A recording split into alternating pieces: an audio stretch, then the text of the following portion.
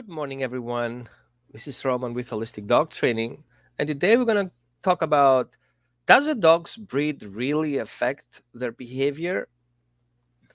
Many people buy rescue dogs because they're cute, or they're buying breeding dogs because they're awesome, or as status symbols without researching the breed traits, and they may impact behavior. Today, I discuss with people why should we take them into consideration when we get a dog. And in 2020, a study showed that over 50% of population has either received or given a dog as a Christmas gift at some point in their life.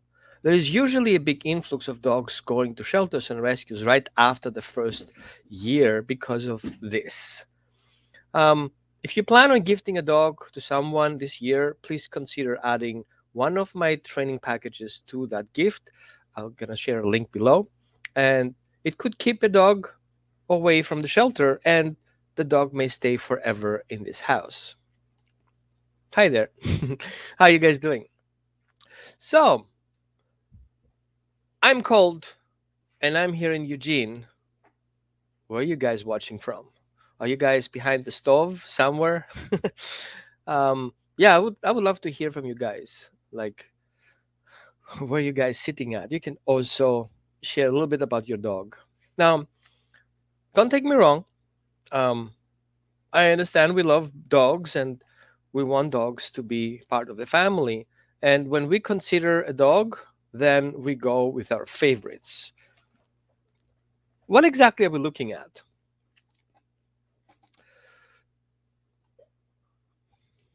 Oh, hi, Mississippi. Hi, Rainy, Ohio. Okay. Keep you guys dry there. Um, I personally, I always go with my guts, and I'm really not going out shopping. I've never been shopping for a dog. I've never been going into a pet store or going to a rescue. Hi from Texas, Antonio.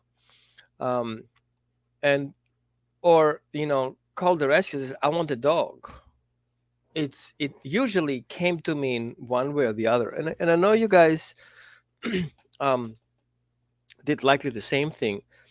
But when I pick a dog, it's kind of what comes to me. How do I feel about my dog? I remember um, when I came first to US, the first dog that I got was basically a phone call.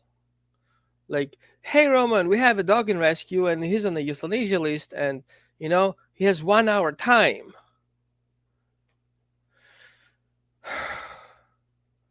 And I didn't have money. I barely could afford gas money. And so they told me the dog is to be adopted in Boston, and I was in Connecticut. It's kind of like, it's impossible. I will never be able to make it in an hour. And then they sent me the picture. I'm telling you, when they sent me that picture, it went into my guts. It did kind of like this, and I literally went on my knees because I felt like I'm losing a friend, like a good friend, like a brother friend, right? And I was like, that was it. So I called another friend who I had in Boston area. Says, hey, you know, I need a rescue mission here. How far away are you from the shelter? Can you please pick up a dog for me and meet me halfway? And so that's how I got my first Napoleon Mastiff. That's another story. Can talk about another time. But I see all these people in the area, and I remember my previous partner a couple of years ago.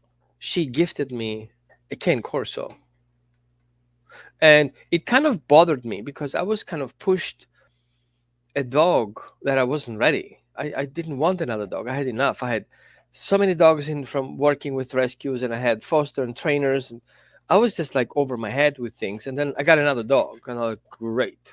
And it was a very complicated dog. However, when we're talking about breeds, things come to our mind. Let's say for example, I know some of you have mastiff, some of you have guardian breed, some of you have toy breed, some of you have hunting dogs. Give me three words that come to your mind if you hear your breed. What comes to your mind? from a behavior perspective. Sorry, I have to add that. So if I say, for example, Great Pyrenees, okay, what behaviors are you associating with the Great Pyrenees? Or if I say, hey, cane corso, okay, sorry, cane corso, or cane corso, or cane di corso, whatever you want to call it, because there is confusion how it's being pronounced and everything. Um, what are the breed traits, behavior that comes to your mind? Or you have a boxer, or a bulldog, or a Great Dane. What are the three first behaviors that are associated with that particular dog breed? And I'm gonna tell you where I'm going with this, because many times when I'm working with people online and remotely who have severe behavior issues, when I'm talking, what did you thought? What was your thought when you got this dog? How did you end up with that breed? People usually tell me, oh, well, a friend of mine had this B breed or C breeds or D breed, and it was such a great dog, and it was like a no-brainer. Okay. And well, yeah, and then the dog we got, he was basically damaged. Okay. Which I get, you know, if with that concept, when people get a breed because they saw somebody has that breed, there's a logical thought. I want what he has, or what she has, or what they have, and I'm attracted. In other words, I'm getting a little bit away from here just to give you a better example. Um, oh, we have already first responders. Thank you. Pyrenees, loyal but stubborn, loving to home, and quirky. Sorry, that's four. Okay. And what about Patty? Stubborn. Oh, you're talking about Pyrenees. Okay. Stubborn, resource guarding, and lovable. Huh. Okay. Does anybody else have any ideas of particular breeds? Take your time. I want to see it pretty quickly though. um, I had a friend of mine who had a jaguar, not an animal, a car, and I was like, wow, I love that. What I like on the jaguar is the way it was flat, and the way the exhaust went out, and the way it sounded, and I was really impressed of that car. I was like, if I have money, I'm gonna buy that car. And he told me, no, you will not. I'm like, why not? It's a good car. You have a car. I want that car. And he's like, well, you're not paying my bills. And I'm like, what are you talking about? It's a great car, right? Jaguar equals quality and and drive terrain quality and building quality, right? I'm like, yeah, but you're not paying my bills. And it stuck to my brain because at some point I had money, not enough that I wanted, but I had enough money to get a used one. And I thought to myself, if I get that car, am I able actually to afford that car? And how much does these things cost? How much knowledge do I have to be able to repair that car on my own? Am I capable of doing that? Long story short, I decided to not get a car, and I got a job in a corporation that actually sold car. I was a car salesman in my first job, and actually I got a car for free. It was a Ford. Perfect. I didn't pay anything, right? um, Canaan mix. I love those dogs. I work with two of those dogs. Independent, cautious, low energy. Good. Now, I was happy with my car. Now, how does it compare with dogs? People make choices of dogs based on the brand, the breed, right? Um, Shelly wants a Canaan mix, right? Now, why would she want a Canaan mix? Why not a pit mix? Why not a mastiff mix?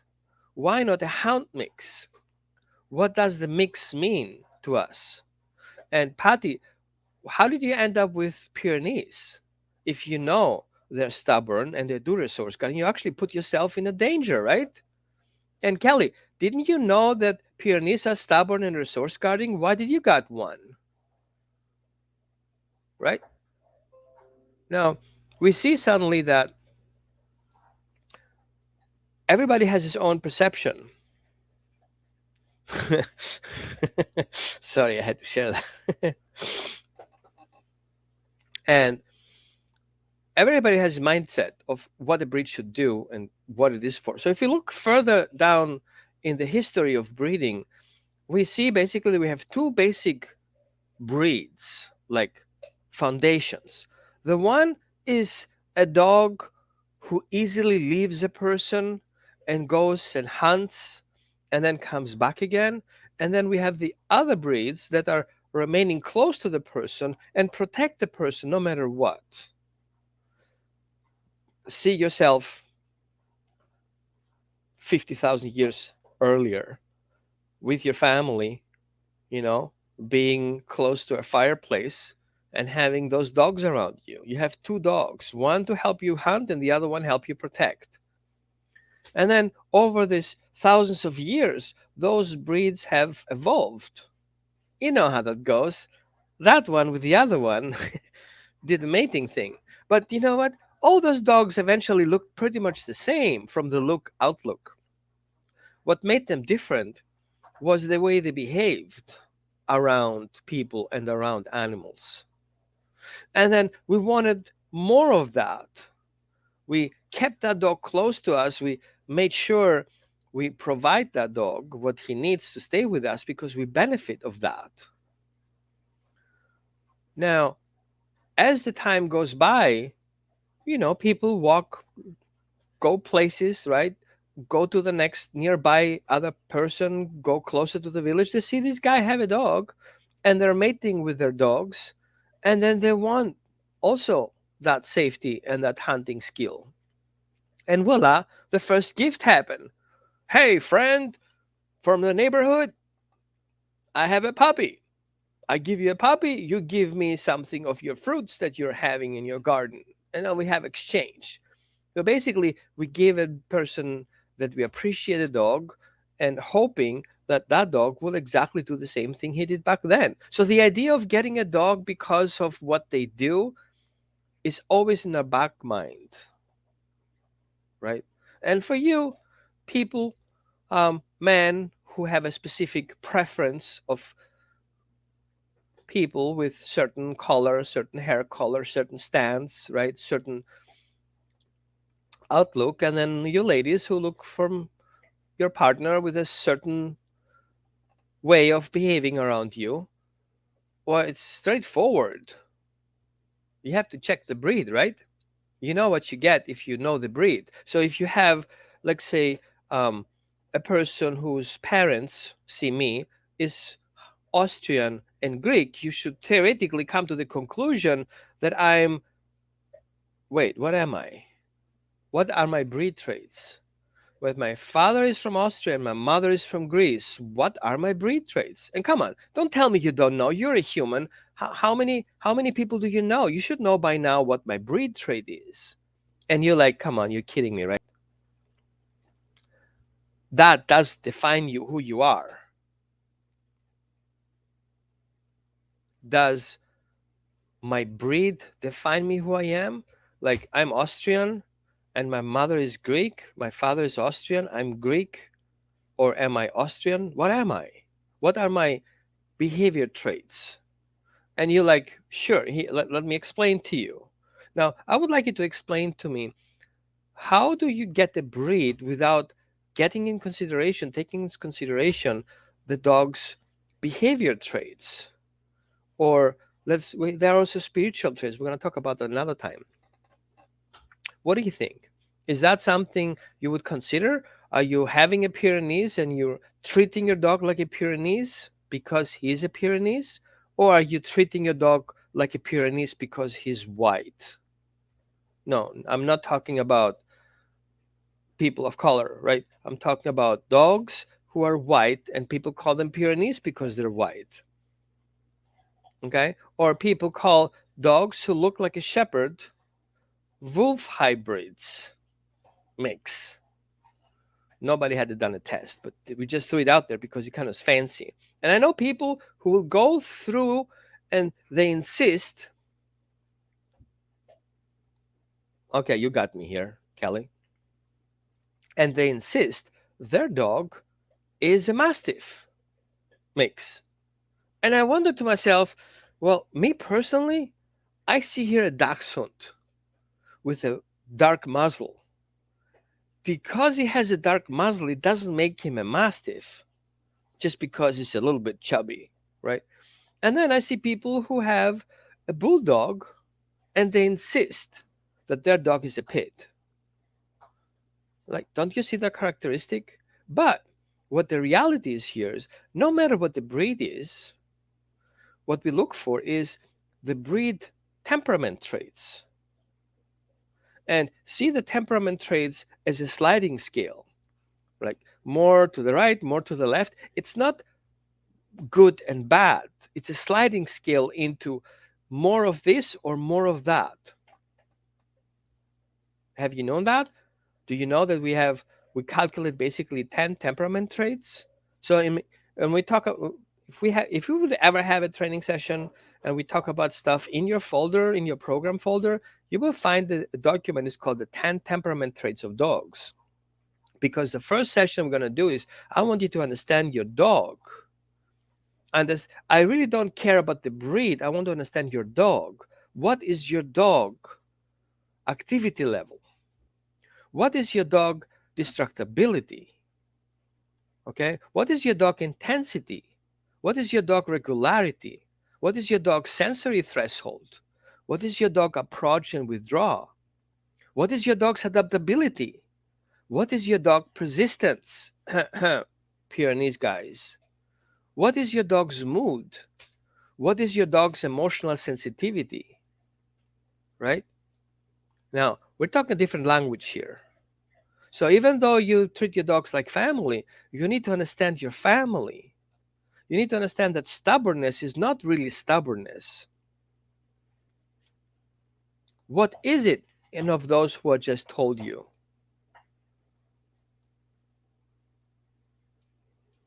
What people call stubbornness, I call persistence.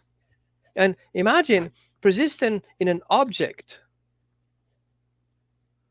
and consistent. Be consistent with problem solving success and not changing your method because you know it works. That's persistence. And then while you're doing your job, okay, being persistent, doing what you're doing, then you have somebody behind you telling you what to do while you're doing something right now. What would be the right thing to do? Give up what you do and you know you're doing right versus somebody who's kind of wants to get your attention and wants to give you something else to do that really doesn't match your, your likely, right? And then the person called you stubborn. Is this right? And what if one of your behavior traits would be emotional sensitivity? Like being sensitive to your own feelings or sensitive to other feelings, self-control and empathy, for example. Okay. And how would you think, let's say, for example, Cane Corso, he needs self-control and he needs empathy, but not with the boar he's taking down, but with his partners who he's hunting with. At the same time, he needs to be very careful that he's not getting angry at what he does because he's going to hurt his partners. He needs to be 100% accurate in the precision he's taking down his prey. And if we talk about emotional sensitivity to a guardian breed, he needs to know where the fear is coming from and what's the other one's intention who comes to visit his family, his flock, his group. So we see suddenly it is the same breed traits in a different sliding scale what makes the dog a breed of a specific. While we are, I'm sorry, AKC, while AKC is focusing on how the dog looks like, okay, some of you would tell me, what? That's not true. We took on all this stuff and blah, blah, blah. Not really. They say they do, but actually they don't. Because if a dog has to be conform to a profile, Like a picture, the dog should be white completely with no other side. And if he's not, then he's not a Pyrenees. Wait, that's a completely wrong mindset. What makes a dog being a guardian breed, right? So Oliver is 75% Collie, Pyrenees, 12% Collie, and 12% Pity. Try to respect and understand both the Pyrenees and Collie because he exhibits both personalities pretty strongly. Okay, so how would you treat your dog? Like a Pyrenees, like a Collie, or like a Pity? You treat him like your dog. You see your dog's individuality, right? Exactly, Kelly. They're like kids as they grow, right? Sometimes we have to be educational. Sometimes we have to kind of step into our parenting power and get the dog to do what he needs to do because he is in danger. So if we have a breed trait, we need to understand that the picture the dog represents does not express the dog's behavior. It doesn't. So let's look a little bit in the behavior. What makes a dog behave? What is behavior? Give me help here a little bit. I don't want to be the only one talking here. I know you guys are very active today. I so appreciate you guys. So give me a little bit an idea. What is for you a behavior? Or let's say the other way. What is before the behavior? So before the dog barks, what is before that?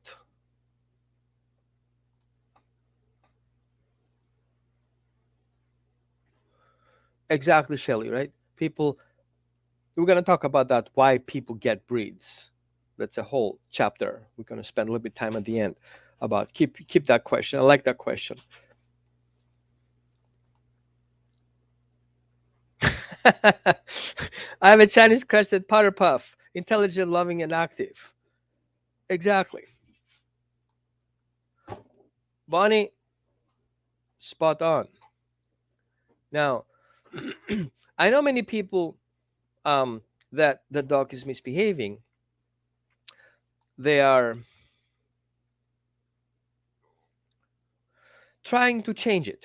And what they do is they use, hopefully not force, to get the dog to change what he does, the behavior.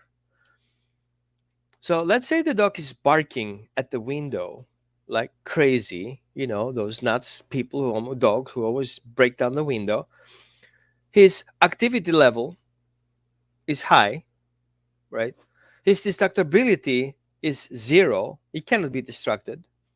His intensity is high. When he expresses what he does it really with passion, like break the glass and get to this guy who's just invaded your property, right? And then he's a regular, like 100% regular. You know exactly what he will do in 5 weeks from now if somebody rings the doorbell. And you know exactly what it means. Mugsy's chewing stuff. What it means if something gets his attention.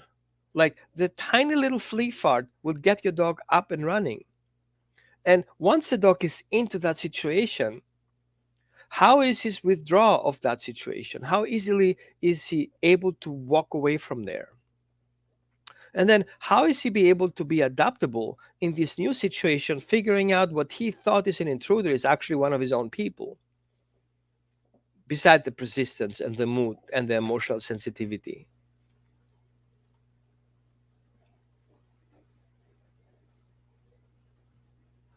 So when we want to change a behavior, right? And Bonnie said very nicely, before that is an emotion.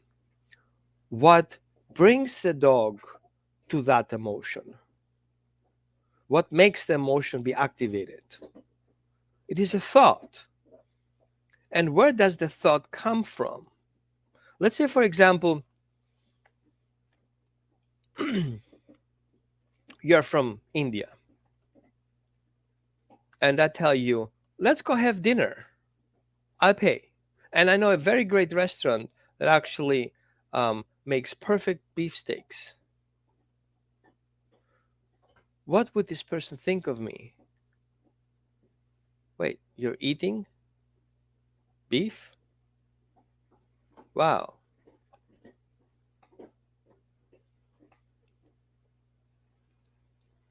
Now, let's say, for example, we are going downtown in a weird neighborhood, and I say, "Oh, I want to ask this person for directions."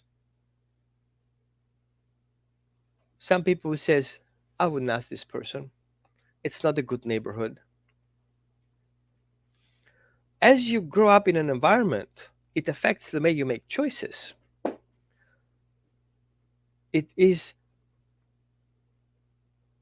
some genetic configuration in within you that comes in as a base if you are a daredevil, if you're more hesitant, if you're a little bit more OCD, if you're a kind of go steal horses guy person, and then something happens and you have to make a choice. What else come to that equation that makes you make a specific choice?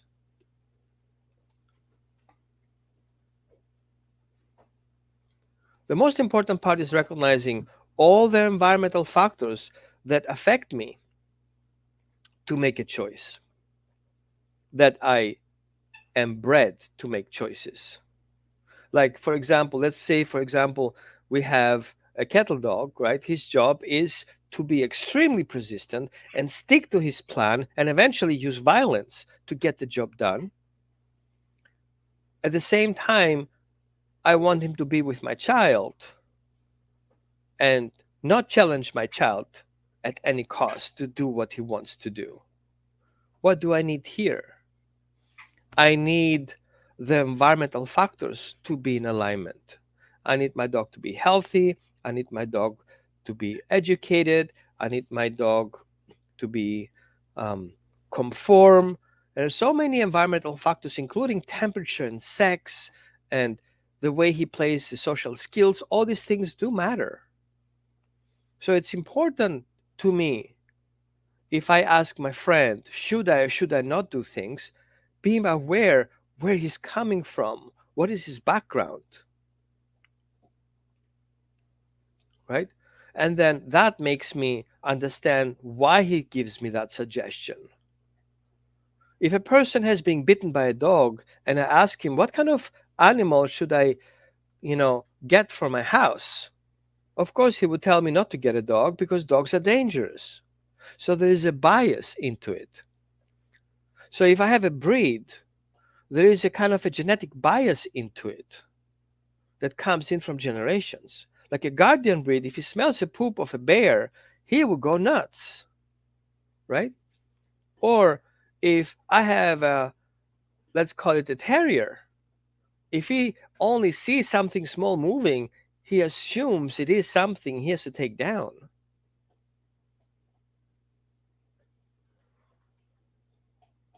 right? So, what do I need to help my dog not being biased? I have to educate him. I have to go through these temperament traits, right? And recognize that his breed is not what makes the behavior, is his experience to the majority that helps him be the behavior. Science says about 25% of the dog's character is affected by his genetics. The rest are environmental factors, which you, by the way, control to 90%, basically give you a number. And I know statistics to 99%, oh no, sorry, statistics are made up to 83.5% by people who actually don't know the statistics. That was a funny part. So when we look into that, no, the 25% are statistic. Um, when we have a dog and we get a dog from rescue or from a breeder or we find him, the first thing we have to do is do a temperament trait test. go through this. And if you don't know how to do that, I'm happy to help you.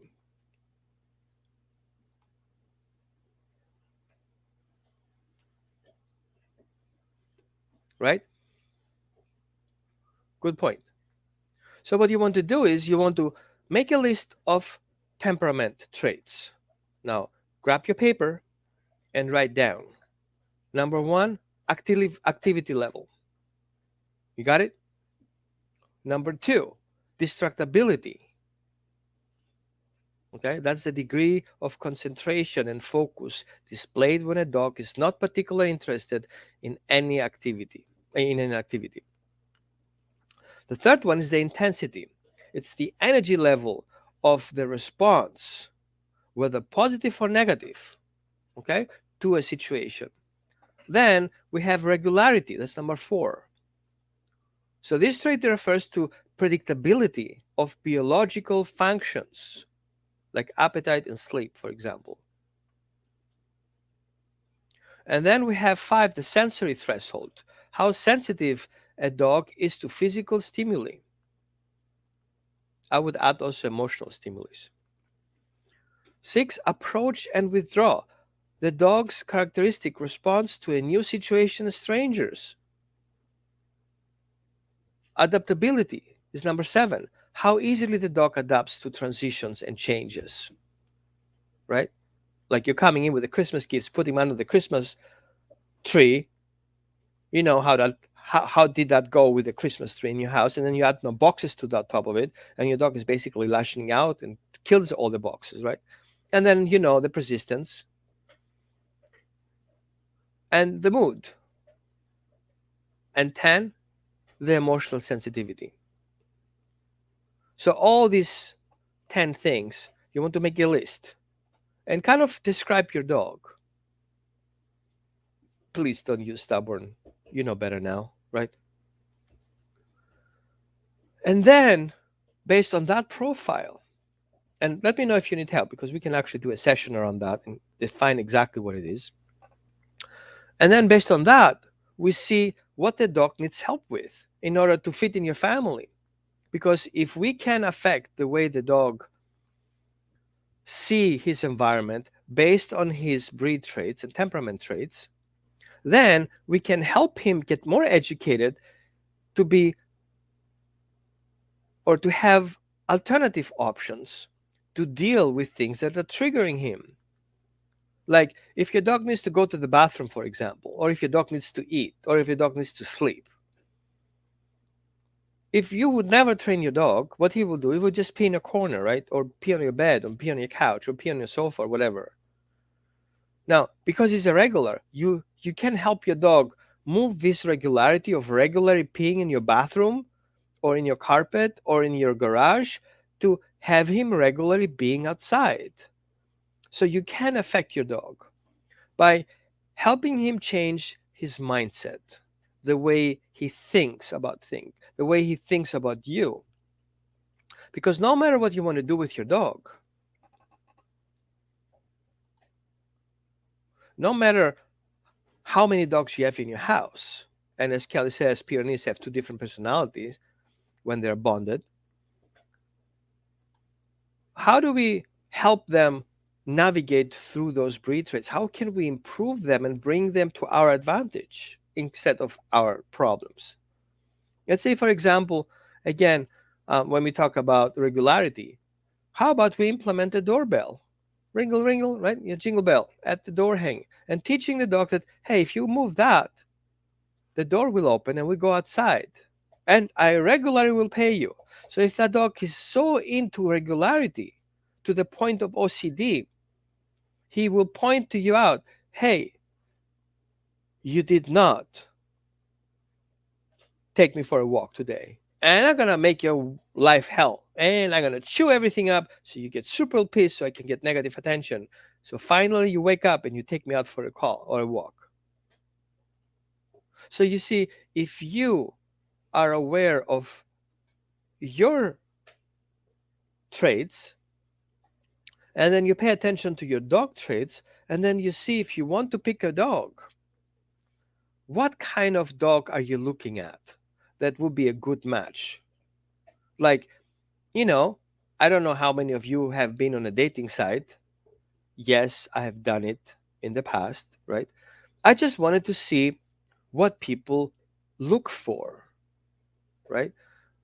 And I had to create my own temperament profile.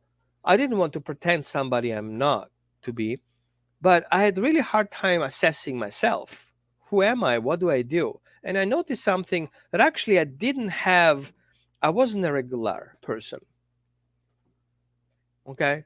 And I'm really easily withdrawal. But at the same time, I can be also very approachable. And I'm super adaptable, not, right? And I'm persistent, but I'm not moody. And I'm emotionally sensitive. And I can be very intense. That's my lion in me, right? And I'm squirrel. Distractible, distractibility high, and activity level medium. And then based on that, I had to kind of come to the conclusion, wait a minute. If for me to feel happy, I need to know who I am, what my traits are, and then I have to look also in how I behave in my environment that is affected by my environment and is affected how I'm being raised and all this trauma that comes in. And I recognize I have filters in place and I'm biased to certain things. So if I would take a dog, I would have taken in consideration that I have to look for the same traits that I have. So the dog, not really all of them, but I need to understand what kind of makes me feel happier with the dog. Do I need a couch potato dog if I am all over the place, traveling and want to fly around? Or do I need a active dog who's not getting stressed or traveling? He's not an introvert and he has a kind of like a luggage size. Or because I live in the woods as we speak, right? I need a big dog who can defend me over the coyotes and wolves and bears running around the property. And at the same time, consuming minimum amount of food because I don't want to break the bank. And he should fit in my little bed, right, with my legs stretched. So what kind of dogs do I have? Or do I need more information of a dog?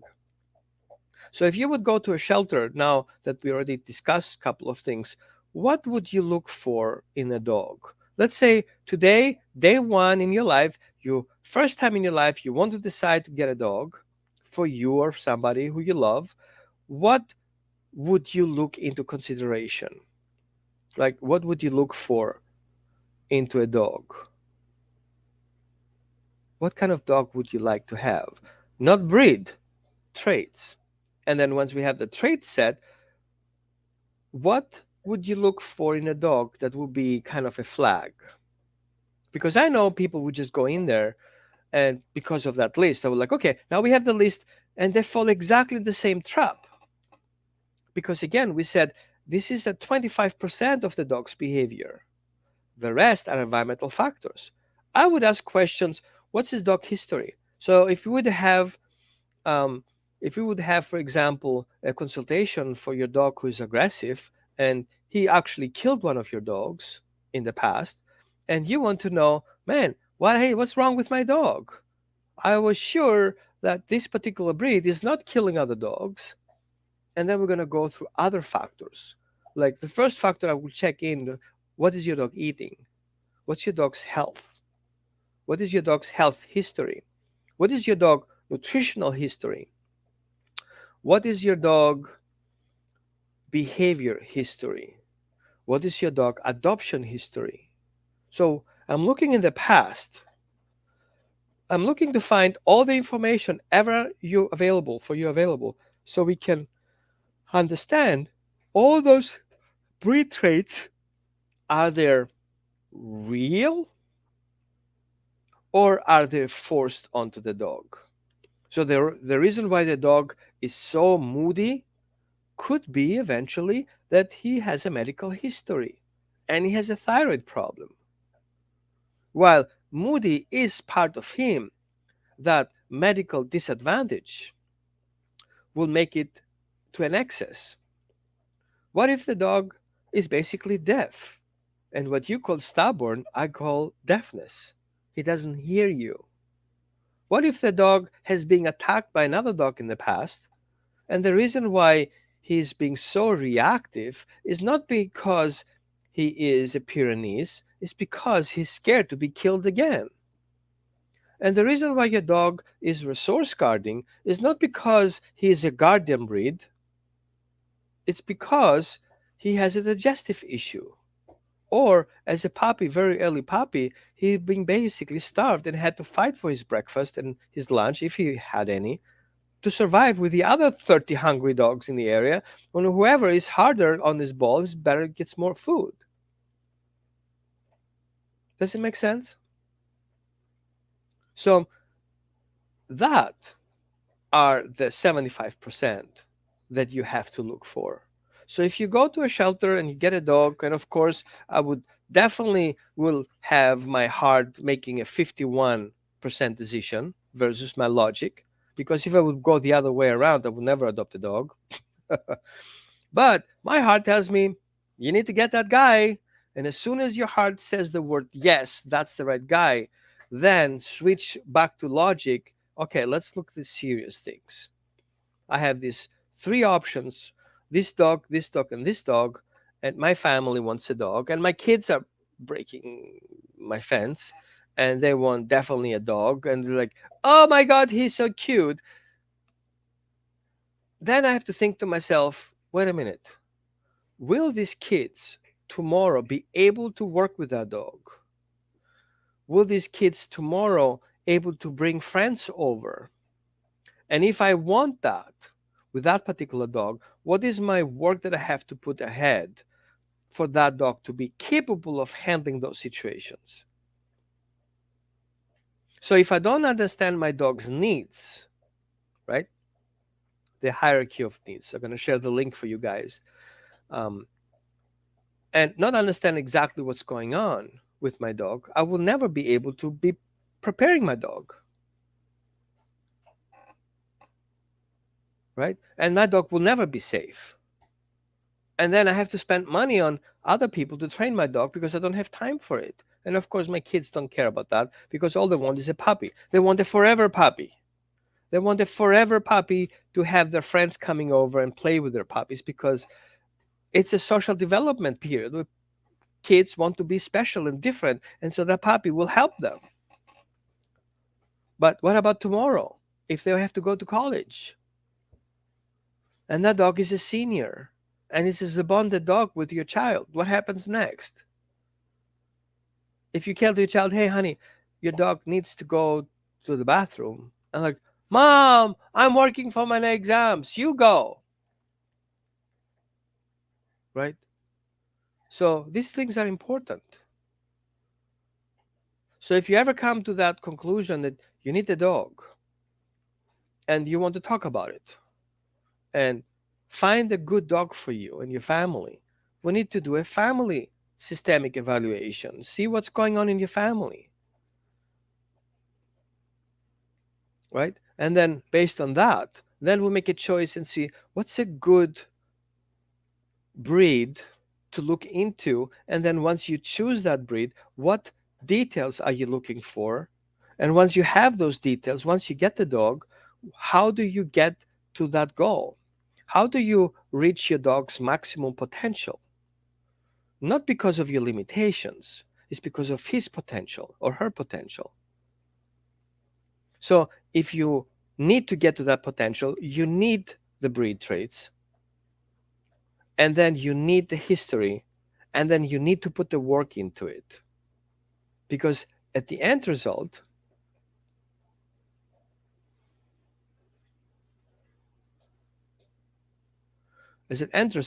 is we need to be aware of our environment. We need to be aware of the environmental needs. As a result, we need to be aware our dog's needs and our family needs, because It's a forever marriage to your dog. It's not something you can get divorced. I know lately, and we're going. I think I will have a show today this afternoon at around 6 Pacific time, with a Pyrenees group. We're going to talk about recycling dogs. With dogs, people think that they get a dog and then they don't match the expectations and they basically dump the dog into the shelter or try to rehome the dog to another person. And there's a huge movement of dogs being rehomed and recycled. So that's a big thing. And those reasons are because people are fooled by the idea that it's only about the breed. It's not. Are all these pieces together. Thanks for watching and hope it was informative. Looking forward to your comments. It was nice talking to you and see you next Saturday. And if you have anything that you would like to talk about or hear about, maybe put in the comments. I would like, maybe we should talk about that next week. Have a great rest of your weekend.